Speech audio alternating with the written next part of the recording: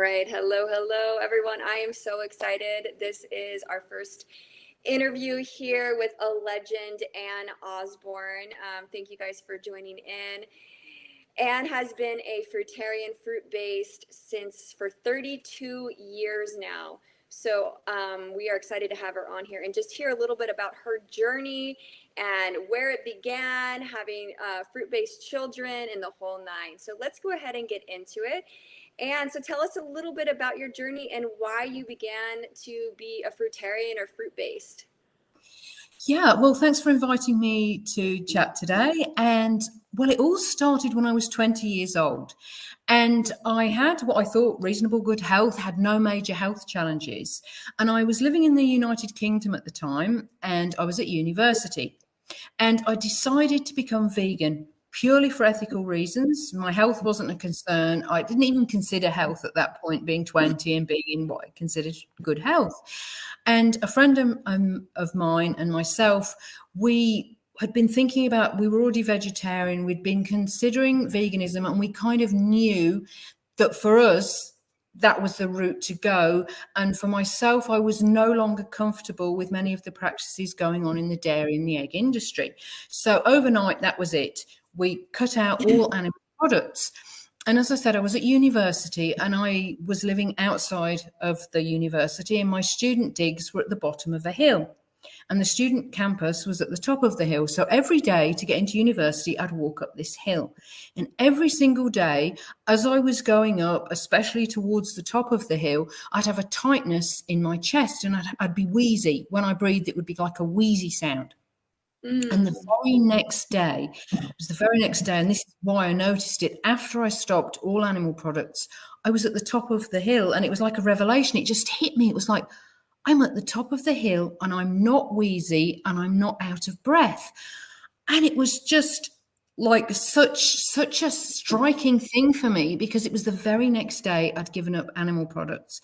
There was nothing in my mind about any health benefits, but here I was the very next day and I wasn't getting the wheeziness. I've never had that wheeziness ever since. And so I started to really think then about the connection between what we consume and how we feel. And I was really very interested, and I started reading all sorts of books, and I started doing all types of vegan diet just to see which, affected me and which I felt best on. And I tried an Anne Wigmore, lots of greens, sprouts, wheatgrass. I tried a macrobiotic vegan diet, which was all organic, whole foods, but a lot of cooked foods. And I tried a general whole foods vegan diet, mixture of raw and mixture of cooked. And I felt good on all of them, but not that good on any one that I stuck at it with for more than about 18 months. And then when I was 24, I was still in the United Kingdom, and I was back in my hometown of Leicester, and I was involved in a local animal rights group, and we had speakers occasionally. And one meeting we had a speaker who was a fruitarian, and his name was David Shelley, and he was just great. He had so much good energy. He had great skin. He had, just this vibrancy about him, and this joy and this zest for life. And he exercised a lot. He was very fit, very healthy. And obviously what he was doing was working very well for him. And there was a whole group of us. We were all ethical vegan, and we all thought, we want to give this a go. And we all did. Now, I was in the early stages of my first pregnancy at the time, so I did a gradual transition. I thought, I don't want to go straight from a vegan diet, even though I'd gradually been refining my diet over the years. I didn't want to go straight from a vegan diet to a fruitarian diet in case I eliminated a lot while I was pregnant. And that's how I got onto the fruitarian diet, and I've stuck with it. It stuck with me. It just ticks all the boxes.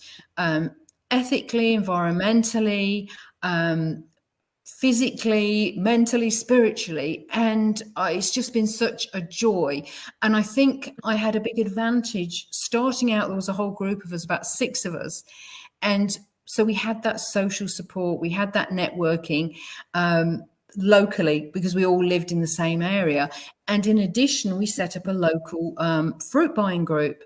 So we were accessing organic, wonderfully, grown, great quality fruits from all around the world, and that really helped. And always got into it through the mono eating, not gourmet, not prepared. And I think because we were getting such great quality fruit, we were getting mangoes from Egypt, Wow. from Italy, sweet grenadilla from Burkina Faso. So all over the world, we were accessing this great quality fruit, and really to eat it in anything other than a mono state would, to me, be doing it a disservice because it was so perfect as it was. So that's how I started out, going vegan for purely ethical reasons, but noticing this huge change in health the very next day. I think if it had been a gradual change, it might not have struck me so much.